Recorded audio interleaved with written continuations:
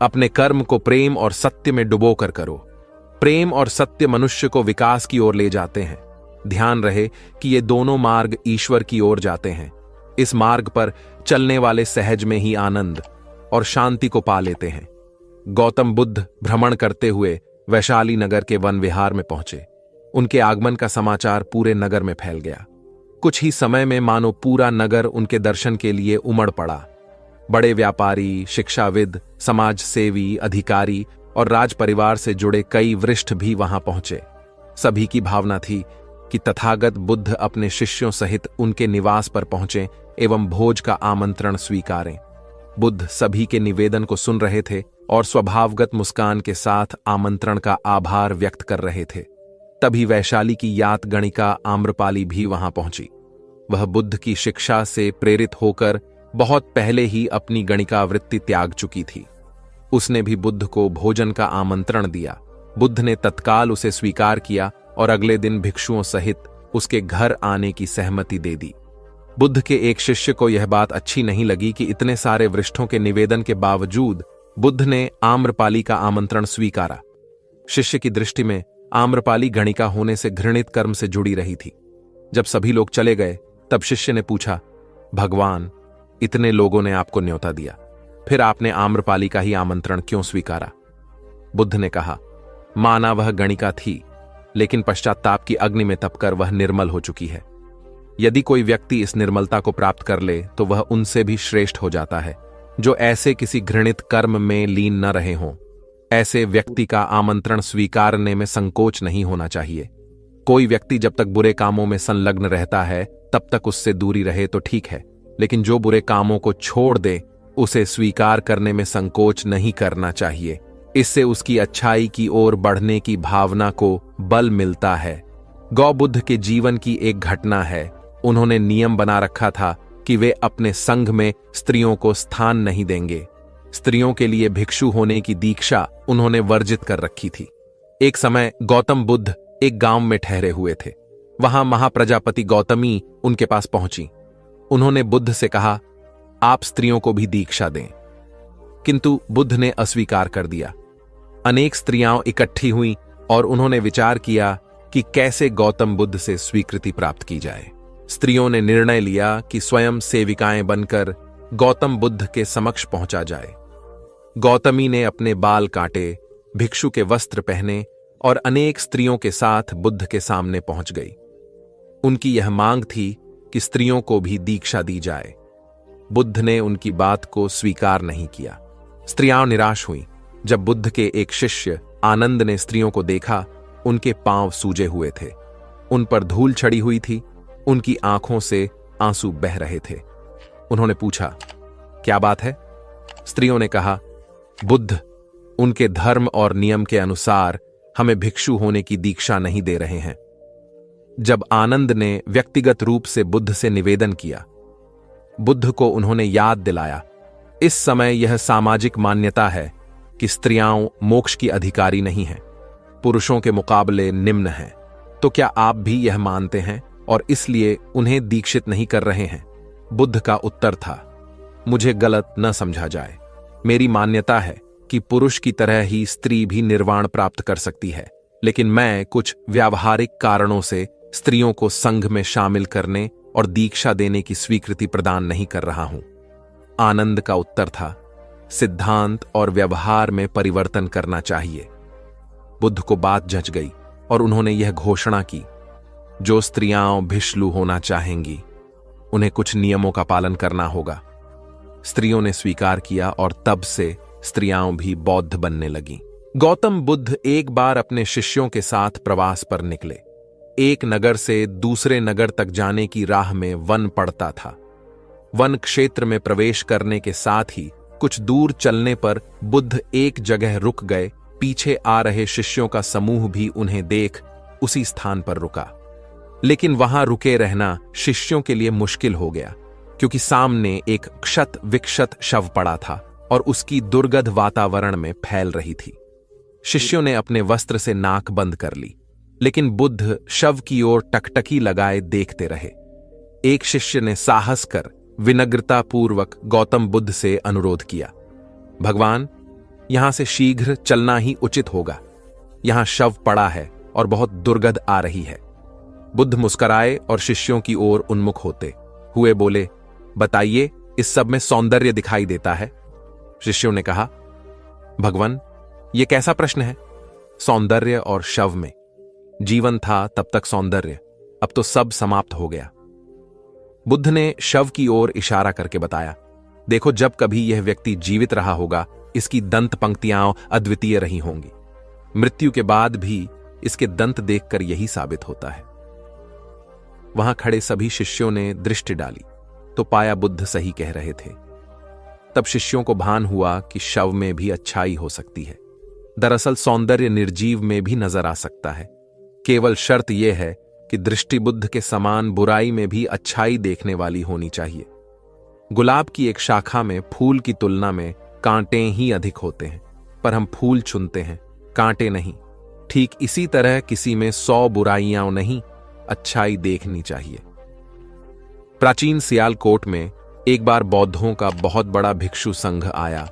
इस संघ को एक ऐसे वेद पाठी ब्राह्मण के विषय में झांत हुआ जो इतना रूढ़िवादी था कि किसी अवैदिक पंडित की छाया भी स्वयं पर नहीं पड़ने देता था।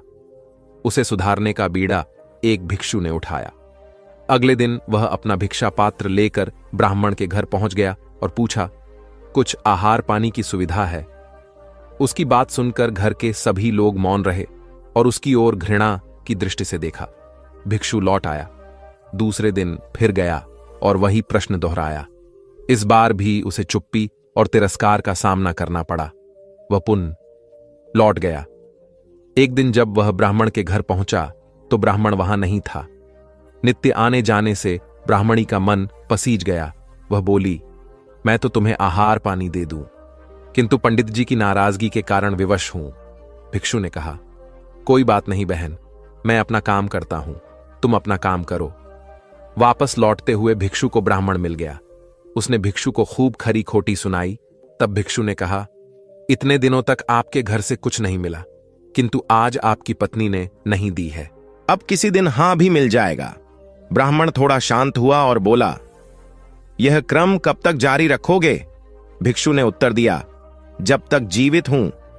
उसका धैर्य देख ब्राह्मण का अहंकार पिघल गया और उसने भिक्षु से क्षमा मांगी। वस्तुतः धैर्य व सहिष्णुता के बल पर बड़ी से बड़ी प्रतिकूलता को अनुकूलता में बदला जा सकता है। भगवान बुद्ध के प्रवचन सुनने के लिए एक व्यक्ति नियमित रूप से आता था। इस प्रकार उसे 1 माह हो चुका था, किंतु उसके जीवन पर कोई प्रभाव नहीं पड़ा। भगवान बुद्ध उपदेश में कहते थे कि धर्म पर चलो, अपने जीवन से राग द्वेष को दूर करो, काम क्रोध लोभ मोह और अहंकार से सदा दूर रहो।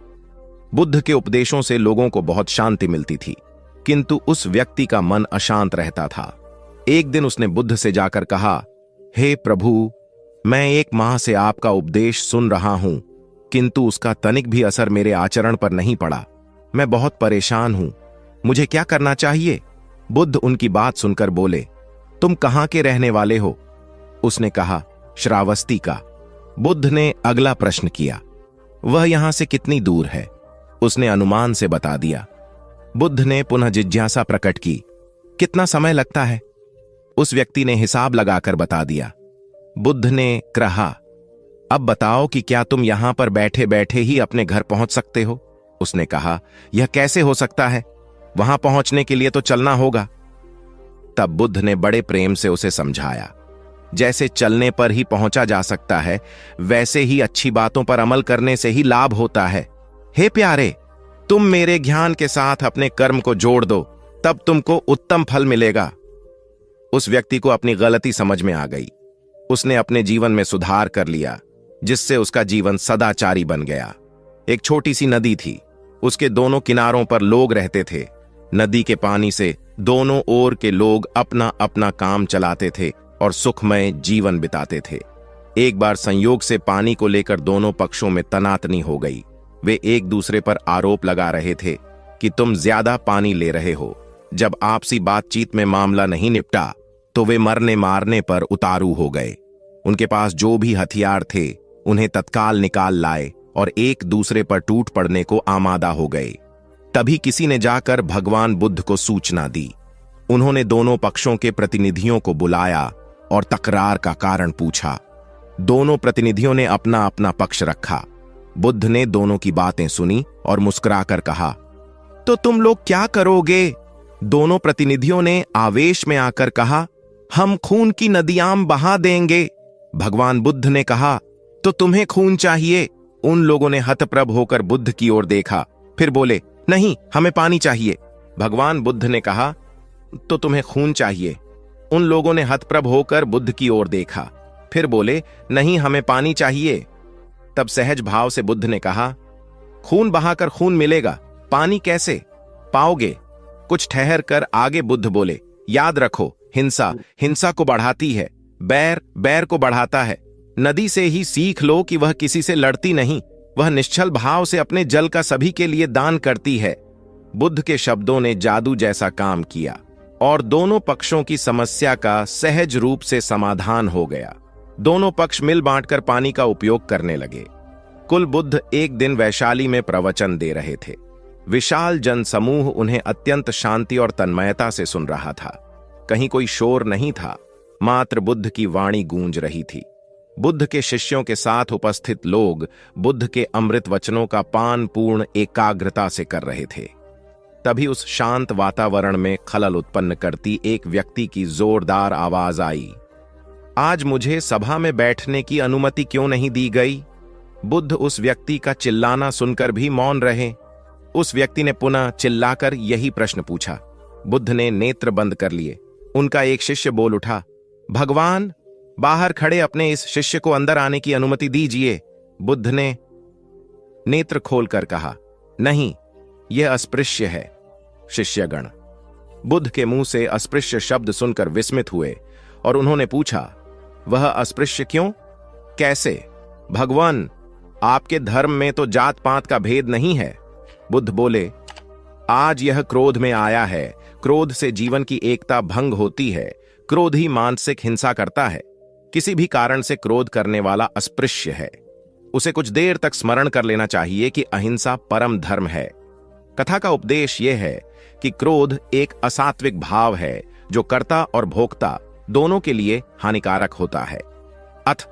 इससे बचते हुए शांति से विचारने व कार्य करने की प्रवृत्ति अपनानी चाहिए।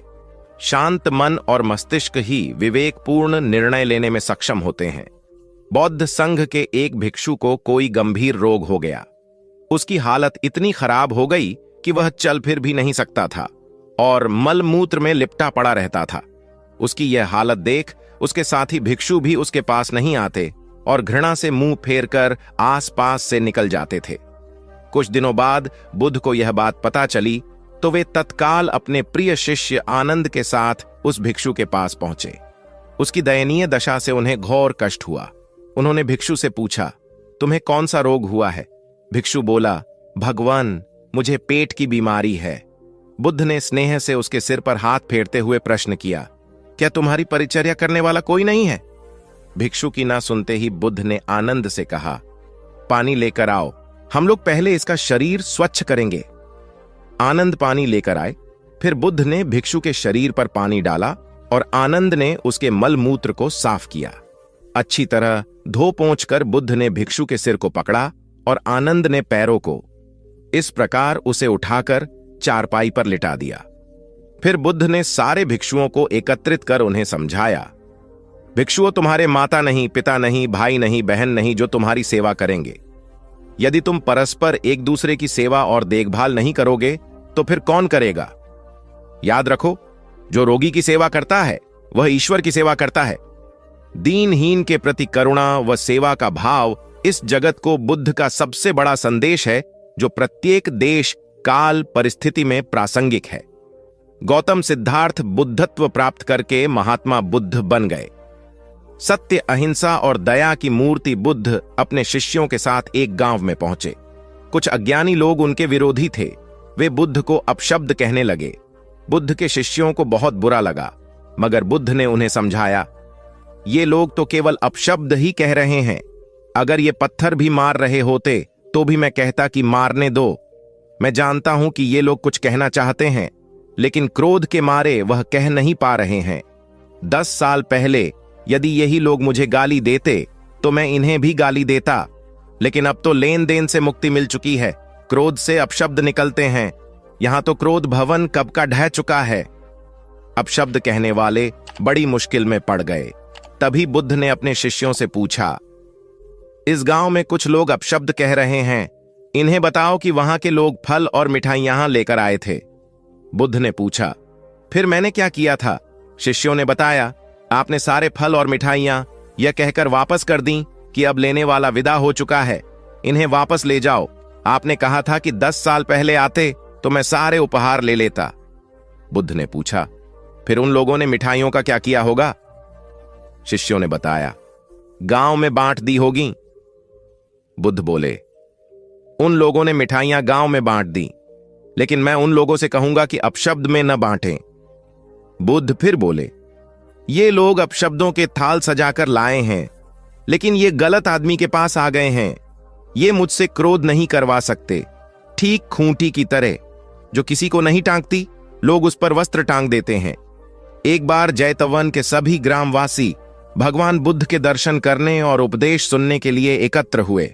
उस समय महाकश्यप, मौदगल्यायन, सारिपुत्र, चुंद और देवदत्त जैसे प्रबुद्ध जन बुद्ध के साथ धर्म विषय गंभीर चर्चा में तन्मय थे। ग्रामवासी थोड़ा ठिठक कर खड़े हो गए, क्योंकि इतने ज्ञानी जनों के बीच उन सभी को असहज सा महसूस हो रहा था। कुछ देर बाद बुद्ध की दृष्टि इन ग्रामवासियों पर पड़ी। उन्होंने तुरंत धर्म चर्चा रोक दी। प्रबुद्ध जन बुद्ध के इस व्यवहार पर चकित हो उठे और प्रश्नात्मक दृष्टि से उनको ओर देखा।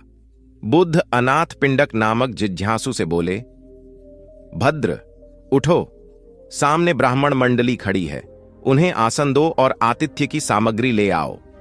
अनाथ पिंडक ने पीछे मुड़कर देखा तो उसे ब्राह्मण मंडली तो कहीं नहीं दिखी।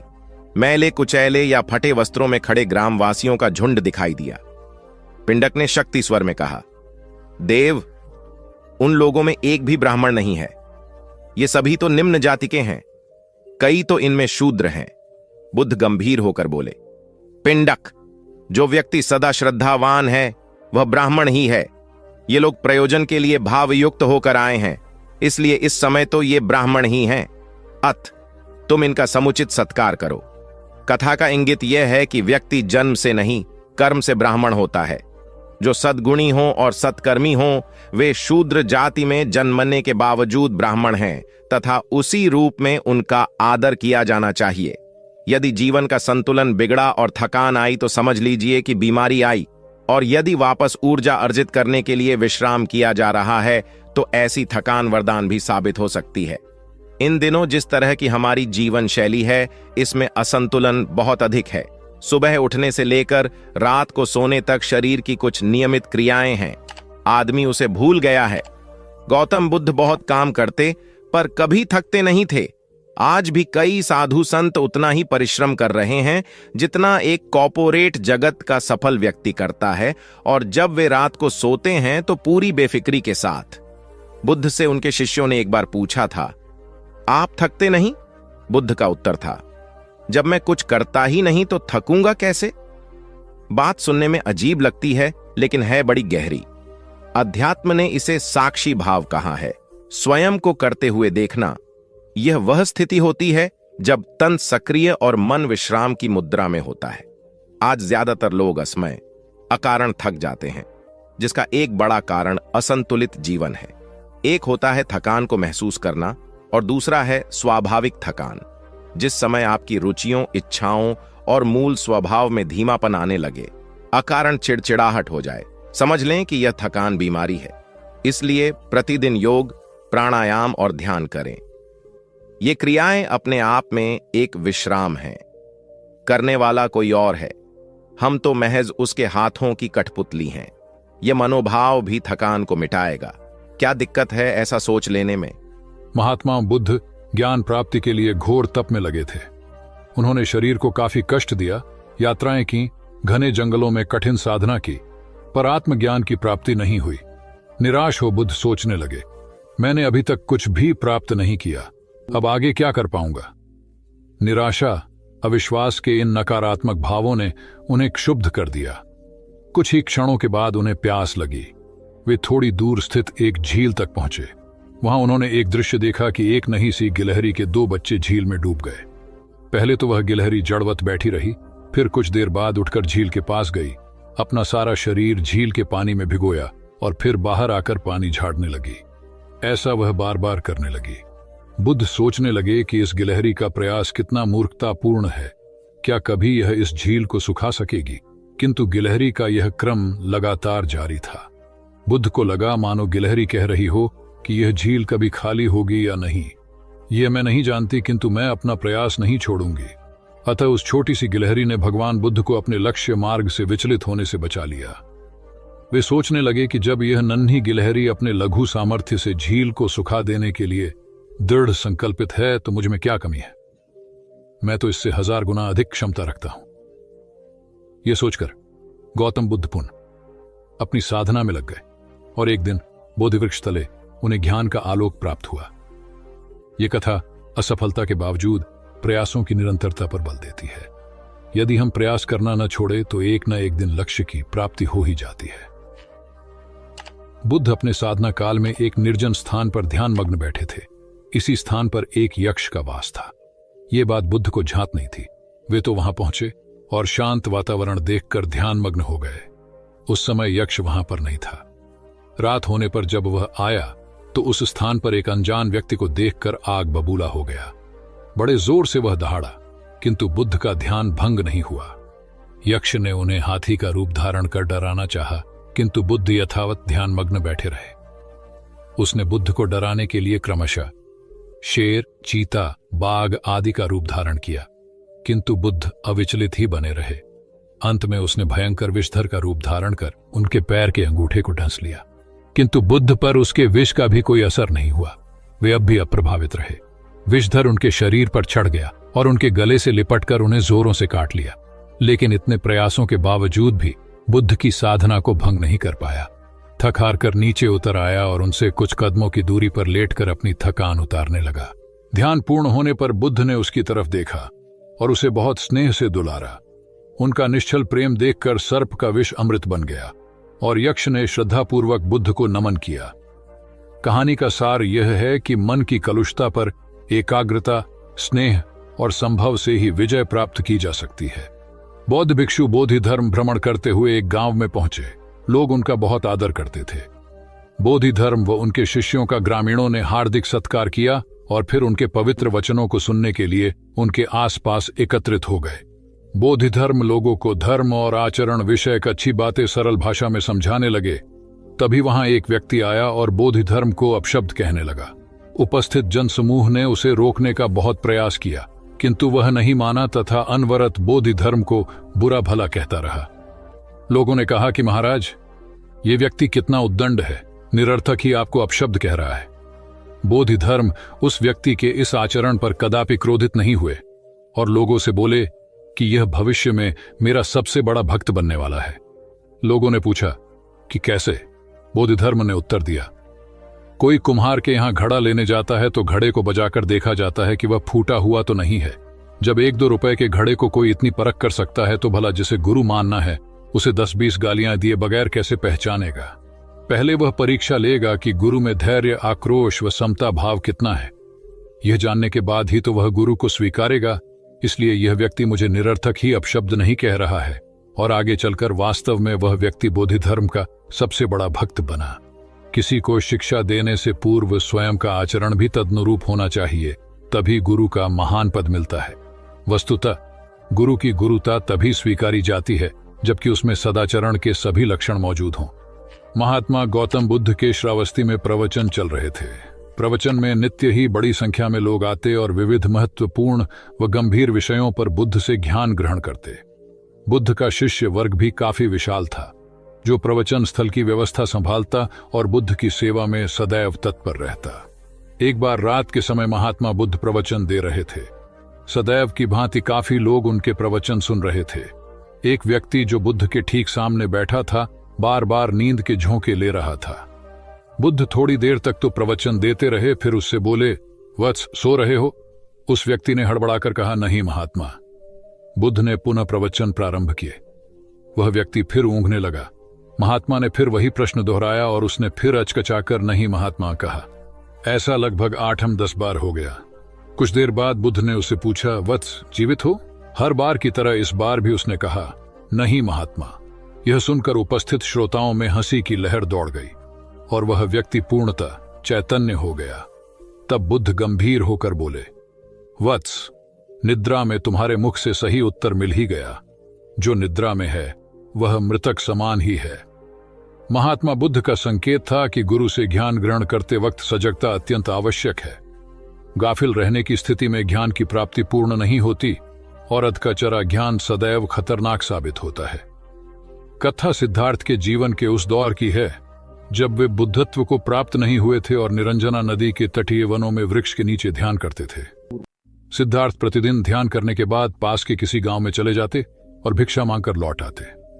कुछ दिनों के बाद उन्होंने भिक्षाटन पर जाना बंद कर दिया, क्योंकि एक गांव के प्रधान की छोटी बेटी सुजाता उनके लिए नित्य भोजन लाने लगी। सिद्धार्थ को वह बड़े स्नेह से भोजन कराती थी। कुछ दिनों बाद उसी गांव का एक चरवाहा भी सिद्धार्थ से प्रभावित होकर उनके पास आने लगा। उसका नाम स्वस्थी था। एक दिन स्वस्थी से सिद्धार्थ बातें कर रहे थे कि सुजाता भोजन लेकर आई। जैसे ही सिद्धार्थ ने भोजन करना शुरू किया, उन्होंने बातचीत बंद कर दी। जितनी देर तक वे भोजन करते रहे, बिल्कुल चुप रहे और वहां सन्नाटा छाया रहा। स्वस्थी को हैरानी हुई। उसने सिद्धार्थ के भोजन करने के उपरांत उनसे पूछा, गुरुदेव, आप मेरे आने के बाद निरंतर वार्तालाप करते रहे, किंतु भोजन के समय एक शब्द भी नहीं बोले। इसका क्या कारण है? सिद्धार्थ बोले, भोजन का निर्माण बड़ी कठिनाई से होता है। किसान पहले बीज बोता है, फिर पौधों की रखवाली करता है और तब कहीं जाकर अनाज पैदा होता है। फिर घर की महिलाएं उसे बड़े जतन से खाने योग्य बनाती हैं। इतनी कठिनाई से तैयार भोजन का पूरा आनंद तभी संभव है जब हम पूर्णतः मौन हों। भोजन के दौरान मैं मौन रहकर उसका पूरा स्वाद लेता हूं।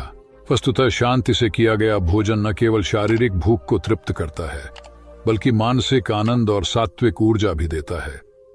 सम्राट अशोक संपूर्ण भारत को अपने राज्य में मिलाना चाहते थे, पर कलिंग के युद्ध में हुए रक्तपात को देखकर उन्हें अत्यधिक दुख पहुंचा। उनकी महत्वाकांक्षा ने जो तबाही मचाई थी, उसे देखकर उन्हें खुद पर ग्लानि हुई।